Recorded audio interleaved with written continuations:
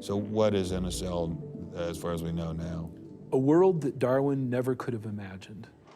I needed someone who could give me a glimpse into this world.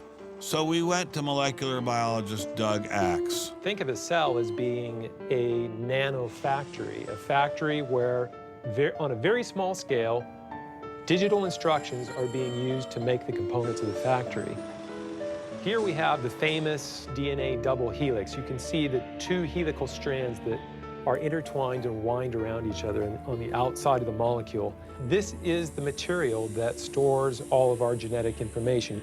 In higher life forms, this will be the equivalent of something like a gigabyte of information stored in the molecules that form the individual chromosomes, all packed within the nucleus, which is a tiny fraction of the entire cell size. So what does DNA do? Well, the information in DNA ends up providing the information for sequencing the amino acids to make protein.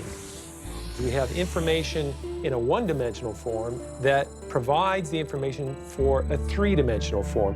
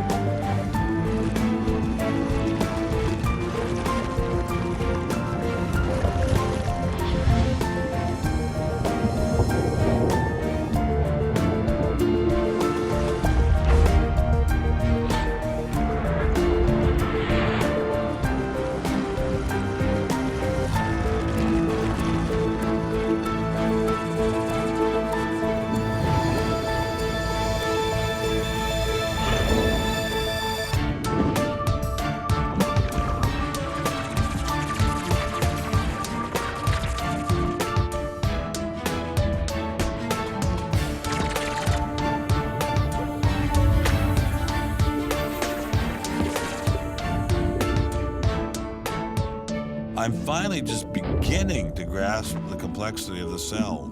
Are there systems within the cell that go well beyond Darwinian evolution? Some type of cellular technology that drives adaptation, replication, quality control, and repair?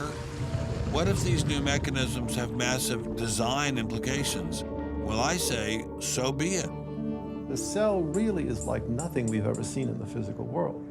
That's got to be firmly grasped. That's not something we can just say, oh, well, it's just a little bit more of the same old, same old. It's not the same old, same old. We are finding is that there's information that's in the cell that cannot be accounted for in terms of these undirected material causes. So It has to be. And so there's some other, so it has to be an information source. So one of the key questions faced by modern biology is, where do you get information from? Well, Darwin assumed that the increase in information comes from natural selection.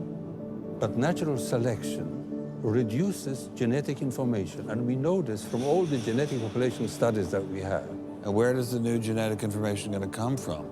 Well, that's the big question. So when we find information in the DNA molecule, the most likely explanation is that it too had an intelligent source. I mean, we need engineering principles to understand these systems, okay? I mean, it's only because of our advancements in nanotechnology that we can even begin to appreciate these systems. But using intelligent design didn't seem to stop the scientists I spoke with, so why all the controversy? Suppose we find, simply as a matter of fact, that our scientific inquiries point in one direction. Which is that there's an intelligent creator. Why should we eliminate that from discussion?